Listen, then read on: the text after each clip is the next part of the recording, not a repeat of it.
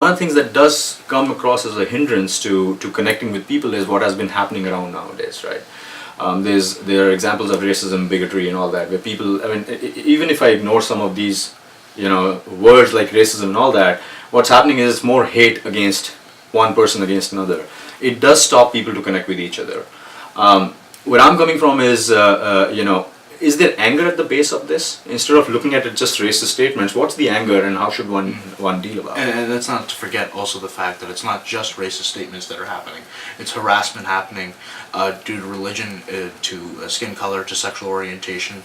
It's also having to do with, in our own hometown, South Brunswick, where a Board of Ed member, Azar Bagh, who's a very well-known person in the community, the first Muslim woman ever elected to that position, and her signs were defaced with horrible Islamophobic statements like ISIS sympathizer and terrorist.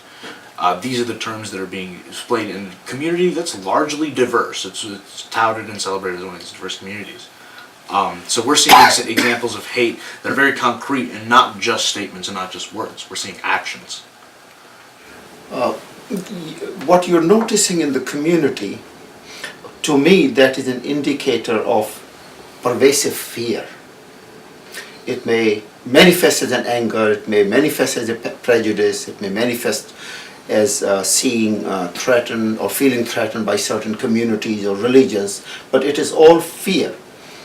And during times of crisis and transience, it is normal that this kind of things will happen.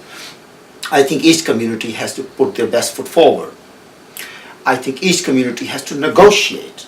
I think each community, or religion for that matter, also have to educate others about their faith. And I think eventually the trust will return. But it is a hard work, it is a very dedicated work, and I think all of us, individuals, political parties, political candidates, social leaders, I think we all have to be very carefully make a deliberate effort to bring that unity. And it is wonderful that you have initiated Americans for Unity, and it is very timely, it is very necessary. America is famous, has been, that it is a home for everybody, every culture, every religion, every nationality, every ethnic origin. And I'm sure that your efforts will prove very productive in time.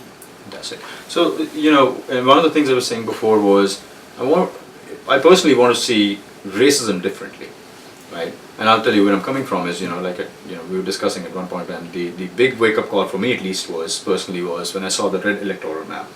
And it was not that, my candidate did not win or something. It was more like, people I live with, and I've lived with for 20 years or 18 years, have certain emotions and have certain issues, and I don't know about them.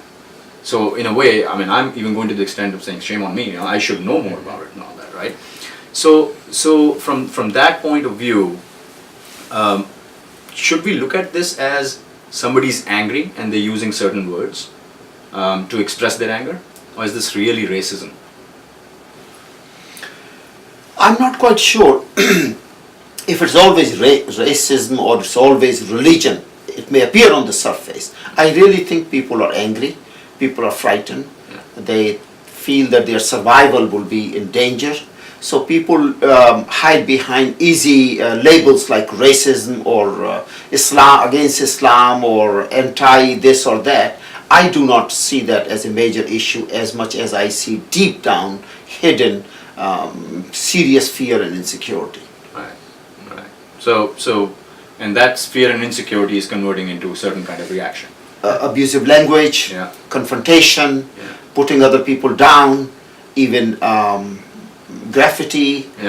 That is, I think, how it is manifesting. Because this is not the character of the United States. This is not the spirit of the United States. Yeah. Which is what surprised me the most, right? I mean, there's this 18 years of experience that I have of people that I've lived with, and there's this few weeks of whatever we are seeing. So could be a knee-jerk reaction. It was definitely, in my mind, a post-election Caesars, I would like to call it. Yes, I think it was it will be passing in Yeah. time.